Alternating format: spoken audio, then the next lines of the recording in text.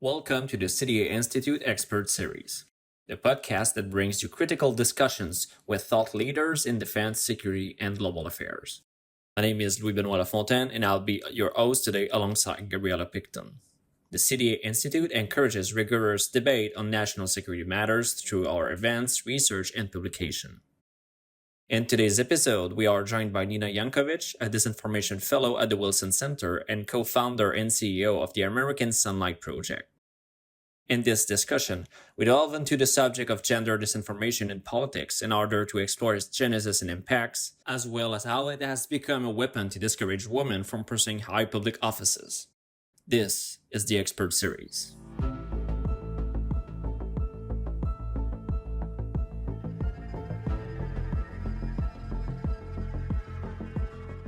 Thank you for joining us for today's episode of the Expert Series podcast. Before we begin, do you have any projects you're working on that you'd like to tell our listeners a bit more about in order to help contextualize the work you do? Sure. So my name is Nina Jankowicz, and I am the CEO and co-founder of the American Sunlight Project, which is an American nonprofit that is working to increase the cost of lies that undermine democracy. We've got a couple of different streams of work. We do research that looks at the genesis of lies and disinformation on the internet. And we've also got a stream of work that I think will be especially relevant to today's discussion called the Online Equality Watch, where we are looking at the ways that gender is weaponized against women in politics and public life, particularly in the context of the ongoing U.S. presidential election. And we hope the OEW will sustain beyond the election and look at the ways that women are second-class citizens on the internet around the world. Thank you for sharing. That is truly fascinating and something I hope we can bring into discussion a bit more today, especially as we look at how the diffusion of this gender disinformation is coming from the United States and affecting even Canada. I want to start by looking at disinformation and gender disinformation specifically surrounding the upcoming United States presidential election. How do current narratives differ from those in 2016 and 2022? So we, both at the American Sunlight Project and a group of researchers that have been researching the nexus of gender and disinformation, have tracked the evolution of these narratives for a long time. And obviously, they're a little bit candidate specific. Certainly, we saw Russia and China to some extent undermining the candidacy of Hillary Clinton in 2016. And of course, that was a reflection of the greater discourse against Clinton, which was quite gendered as she ran for president and had her kind of record-breaking and norm-breaking run for president. But that certainly became something that I was looking at more broadly in 2020. I had run into a number of women in places like the Republic of Georgia and Ukraine who had experienced a unique type of gender disinformation or a unique type of disinformation that no one was really looking into yet. And it was the way that their gender was weaponized against them. They were telling me things like they would have their faces superimposed on naked women's bodies, and there were fake sex tapes and things like that were distributed of them. And it seemed like the Kremlin in these cases, given that we were talking about Central and Eastern Europe and the former Soviet space, was behind those instances. And so with a group of researchers at the Wilson Center, I dove into how gender disinformation looked in 2020 and how it was being weaponized against women, not only in the United States, but against women in New Zealand, the UK, and Canada, which also had elections going on at that time. So we looked at 13 women running for office across those 4 country contexts, different political parties, different ethnic backgrounds, different ages. And we found that all but one of them were targeted with gendered disinformation, which we define as the false or misleading use of gendered or sex-based narratives, usually with a degree of coordination that is aimed at deterring the participation of women from public office. It is a pretty stark tactic that, again, I think it's important to note, it's not just because people want to say mean things on the internet. The ultimate goal is to push women out of public life. And even if people don't succeed in pushing that particular woman out of public life, it sends a signal to women around the world that says, if you speak out, this is what's going to happen to you.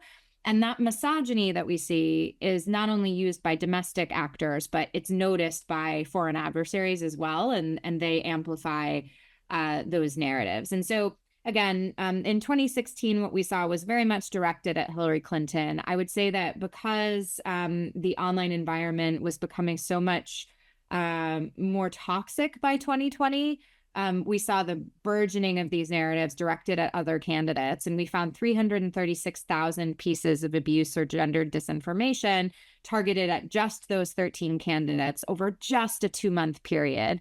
And 78% of that was targeted at then vice presidential candidate Kamala Harris. Back then, the narratives were fairly similar to what they are today.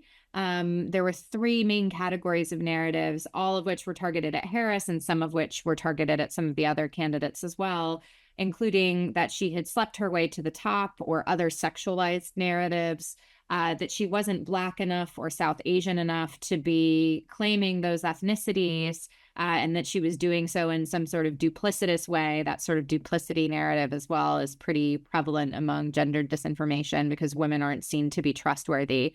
And the third narrative was that she was secretly a man, that she was transgender and wasn't telling anyone about that, which is something that people often laugh at, but you would be surprised the extent to which powerful women are always targeted with this narrative.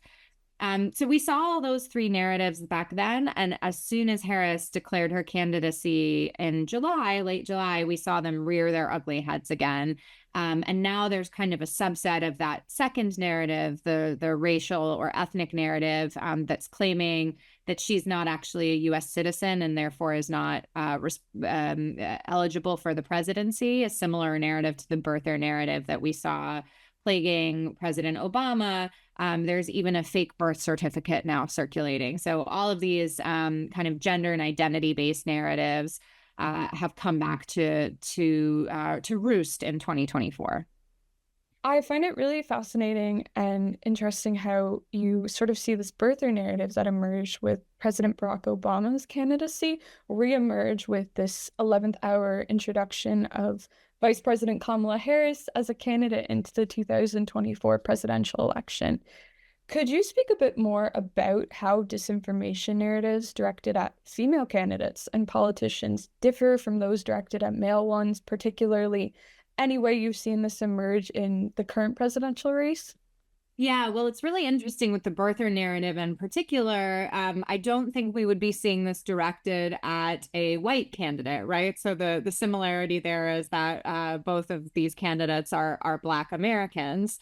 With women, I think we are very frequently undermined with false narratives about our promiscuity, or alleged promiscuity, of course, about potentially our lack of promiscuity, our lack of sexuality, about allegations relating to our reproductive status, which we've also seen related to Harris.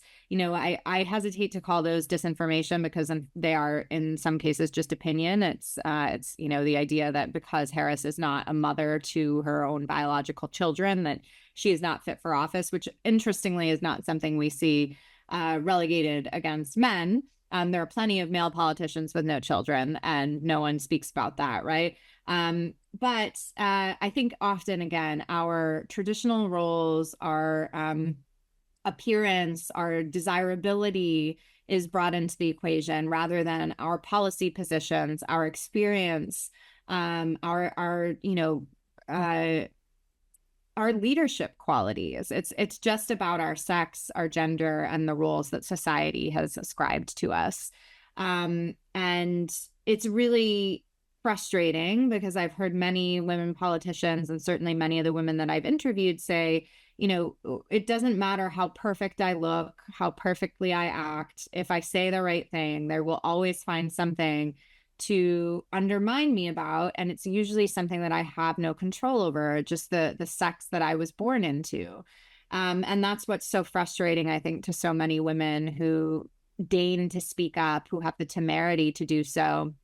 And one of the reasons that we see so many women self-select out of public office and public life. I'm hoping you can speak a bit more now about where these gender disinformation narratives start out, such as what digital or physical communities they take root in, and possibly also what actors you see driving most of their spread. Yeah, I mean, it's hard to say because each narrative is so specific to the person that it's targeting and the context it's released in. Certainly, in the cases of the women that I mentioned in Ukraine and Russia, and the Republic of Georgia, they're targeted by, in some cases, Russian intelligence, in some cases, message boards that are Russian language or pro-Russian message boards, and then the story takes root from there. Similarly, we see these sorts of narratives starting in places like 4chan and 8kun, dark kind of deep web message boards where not a lot of people are, and then they'll make the jump from those communities to larger communities like Twitter or Reddit or even Facebook sometimes. For them to really take hold the way that the Harris narratives have taken hold, they need to be repeated by influencers of some sort or media of some sort. And we've seen that happen with Harris, where prominent politicians have repeated these allegations against her. And that's one of the things that disturbs me the most about all of this. It's that, these are people who we hold to a higher standard, who set the tone for discourse in our country, and they are repeating these absolutely fact-free narratives that endanger women, frankly. This isn't just about, whether or not Kamala Harris is elected for office. It's about the safety and security of women, American women and women around the world, who, again, want to participate in their democracy and then meet these narratives as a result. So, again, basically starting from these smaller niche communities, expanding to social media, and then being repeated by influencers is the broad cycle that we see taking hold. But that is the media cycle. I think it's also important to note that we see influencers in the so-called manosphere, like Andrew Tate, having a pretty stark impact on boys and men around the world, to the point where young boys in classrooms who are listening to Andrew Tate's YouTube videos are saying horrible things to, or in some cases physically threatening or getting into physical altercations with female teachers. And that sort of normalization online is changing the way that boys and men think and act in the real world. And it's just extremely dangerous that we're normalizing this sort of behavior for them. And that gets to the physical space that you were talking about as well. It's important to note that these mean words don't just stay online. They're not just mean words on the internet. They lead to threats of stalking. They lead to threats of rape and violent threats that women have to deal with. And it changes the way that you move about in the world when that happens. When you're talking about how the diffusion of these narratives affects women from the very top of public political life to ordinary women who may not be necessarily as involved or have as much of a presence as people like Vice President Kamala Harris and other political actors, I'm wondering if you can speak in that case a bit more about how these disinformation attacks against female politicians impact the willingness of non-high-level women to participate in political and public life. You've spoken a couple times about how it's driven women out of discussion and other sorts of spaces like that. So if you could elaborate more, it'd be amazing. Yeah. So, I mean, I think what we see, broadly speaking, is that women see the replies to and characterization of other women in public life, and they think to themselves, I don't want to put my family in danger. I don't want to have to go through that scrutiny of my appearance or my choices in my personal life. And I don't want to have to constantly be perfect all the time and still not even win. So I'm just not going to get into the game. And I've actually had young women tell me that. I did a focus group for my second book, How to Be a Woman Online. And I remember one of the young women said to me, I just don't want a lifestyle that public anymore. And that's why, she has many accounts online, but they're all private. She's not putting her voice out there and making herself heard publicly. And that's already at a young age before she's even of age, right? She's not making her voice heard. And I think that's a real shame, because it's young people that have driven so many of the great social movements of the last several decades, and we need their voices in politics and public life. More broadly, there have been studies done, including by Plan International, that show a huge amount of women and girls have experienced some form of online abuse. Girls in particular recognize the harm that it poses to them, even at a young age, even without looking at the really high level, high volume abuse that figures like Kamala Harris receive. And then in my own personal experience, I had been nominated to serve as the executive director of the Disinformation Governance Board at the Department of Homeland Security here in the United States. And because of disinformation narratives about what it was that I was going to do, I received a really high volume of threats and harassment, actually, when I was pregnant, just a few weeks away from becoming a mother. And I was really prepared for that, right? Like I'm an expert on this stuff. I have, my IT and operational security is pretty locked down. But even so, I know that there are women and frankly, people of color who looked at what happened to me and said, man, if they can't even stick up for her when she's going through something like this in public service, then maybe, going into public service is not for me either. And I think that's a real shame. I know that people look at that sort of thing and they insert themselves into somebody else's shoes. And if they can't see themselves hacking it, and it's not about hacking it, right? Nobody should ever have to go through this. But if they can't see themselves thriving in a situation like that, and who would, they're going to consider, how they move about in the world, how they express themselves pretty differently. And then I also know from my personal experience that I tend to self-censor now. I engage on a lot fewer things than I would have otherwise, because I know that if I put one toe out of line, there could be hell to pay for that, quite literally. That, if I engage with a right-wing influencer, or if I say something and don't really, moderate what I truly feel, that people might take it out of context. Or even if I express myself perfectly and do moderate, what I'm saying. I've always been a fairly, I think, reasonable, middle of the road person. I was still labeled as, a woke feminazi or something like that, because God forbid, I think that women should have equal rights to men.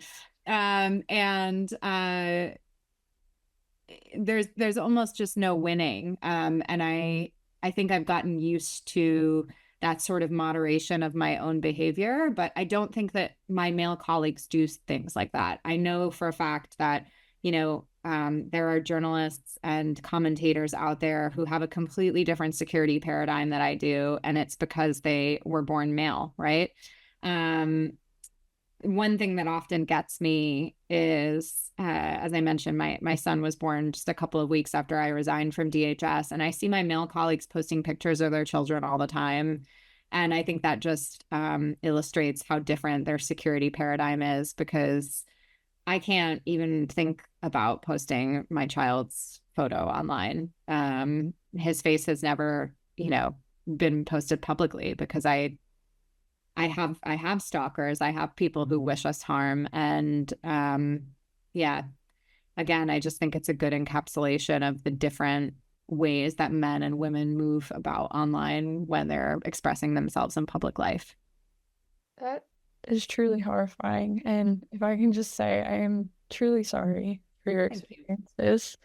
This is something no woman should have to face, but it's unfortunately a truth, right? That women move through these spaces, public figures in the think tank world, in political world, and academia so differently than male colleagues. So in this case, I'm hoping you can speak a bit more about the lasting ramifications that gender disinformation, both in political life and domestic political discourse, as you're describing, but also as a geopolitical strategy driven by actors like Russia, can have for democracy. And would you say that these experiences and how it manifests are unique to the American context, or would you say that they can also be noticeable in Canadian politics and other Western democracies and even allied states, as you've mentioned, like Georgia and Ukraine? Well, let me start with the second question. Certainly, these tactics are used around the world. Anywhere there is misogyny, there is online misogyny. And in Canada, I mentioned that we did look a little bit at Canadian politics in our 2020 study. We looked at abuse against Krista Freeland, who I know has experienced a pretty high level of abuse as one of the highest ranking women in Canadian politics. We found, again, against her, gendered disinformation and abuse. And I know she also has had instances where people have attempted to get into physical altercations with her based on falsehoods that they found online. So I think that these tactics aren't unique to America. I think we have unfortunately, a uniquely vitriolic discourse right now that normalizes and accepts and treats as normal this sort of stuff. So the more that any democracy can call it out and say, you know what, this isn't normal, this isn't something that any man or woman should have to deal with, the better and the more resilient that democracy is. In addition to Georgia and Ukraine, I've also seen gendered disinformation at work in places like Myanmar and Afghanistan and Ethiopia. Pretty much, again, anywhere where there is misogyny. And so you can imagine that in those three instances in particular, the Center for Information Resilience, my former nonprofit that I was affiliated with for several years, has a number of good reports on this. But in those instances, online harms do frequently lead to offline harms as well. And our adversaries see all of this. So the idea isn't just to keep women out of politics and public life, although domestic disinformers might have that on their agenda, right? Just to keep women out. When our adversaries are engaging in disinformation and gendered disinformation in particular, it's to undermine the democratic project as a whole. I think they recognize the power of women, and they recognize that if women are involved in American or Canadian or European democracies, that they make a stronger and more resilient and more responsive democracy, because women understand the types of problems that are affecting families from the top down, right? And things that aren't typically represented by your average politician. And so that's one of the reasons that they target women in Ukraine and women in Georgia and Hillary Clinton and Kamala Harris so frequently and so sharply. It's because it makes us a more resilient and representative democracy. And when we have women at the table, at the bargaining table, we know, the research proves this out, that the outcomes are better for people from, elderly people all the way down to children. And strong democracies are bad for our autocratic adversaries. And so I think that's the reason that they target them. And deep down, I think that that's the reason that, domestic disinformers don't want women at the table either, because it means less of, in their minds, it means less of the slice of pie for them. But ultimately, I think, anyone who has seen a woman at work in politics recognizes that actually it means more for everyone. So if there's something to take heart in, it's that the reason that all of this is happening is because of the power that women hold. And I think that's one of the reasons it's so important and inspiring for me, despite what I've gone through, to continue to hold my digital ground, because I know that there are other women and girls watching what I do, and I don't want to let the bad guys win. So I'm going to dig in. As we're reaching the end of our questions for today, we've covered a lot of really fantastic ground. Before we go, do you have any final thoughts for our listeners before we wrap up, particularly in regards to what can be maybe done to regulate or manage gender disinformation on social media platforms? Yeah, so I think regulating around disinformation is a really touchy subject because it has to do with people's free expression. And so I would say that it's not necessarily the best move to try to regulate speech, but to look at the ways that gendered disinformation intersects with other harms. As I mentioned, often these things go hand in hand with cyber stalking. They'll go hand in hand with credible or violent threats.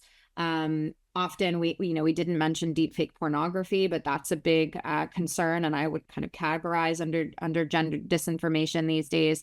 There are ways to regulate those things, those clear harms, those clear kind of overstepping of the boundaries that will empower women to seek justice a little bit more. And so that's what I would recommend. But I would also say on a more kind of individual level, one of the best things that everyone can do, even though it doesn't seem like these reports go very frequently or go anywhere very frequently, is that you can report them to, when you see harm happening online, you can report that to the platforms. Again, they may not always action it, but it means that where there are regulators, where there are individuals who can say, oh, how many reports did you get that were gender-based this year? Then a number will be there. And we can say, oh, but why didn't you act on 60 or 70% of them? And that can lead to change. And then finally, I would say, you can always reach out to the woman who is on the receiving end of all this stuff. When you're receiving a lot of terrible content online, it does help to know that there are people who recognize it, who don't agree with what is being said, and who support you. So this is all kind of under the umbrella of what my colleague Shay Akiwowo, who runs a charity called Glitch in the UK, calls being an active online bystander. So it's not just scrolling past, it is reaching out to somebody who needs help. It is reporting the content. And if you feel, brave enough and you potentially want to take on some of that burden yourself, to saying to the person who is perpetrating that abuse that it's not okay as well. Thank you for taking the time to join us on today's episode of the Expert Series.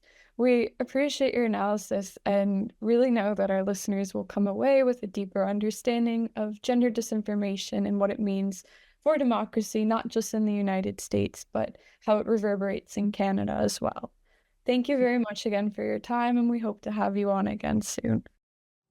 That's all for today's episode of the CDA Institute's Expert Series. To learn more about the CDA Institute, you can visit our website at cdainstitute.ca or subscribe to our newsletter. Thank you, and we hope you'll be tuning in next time.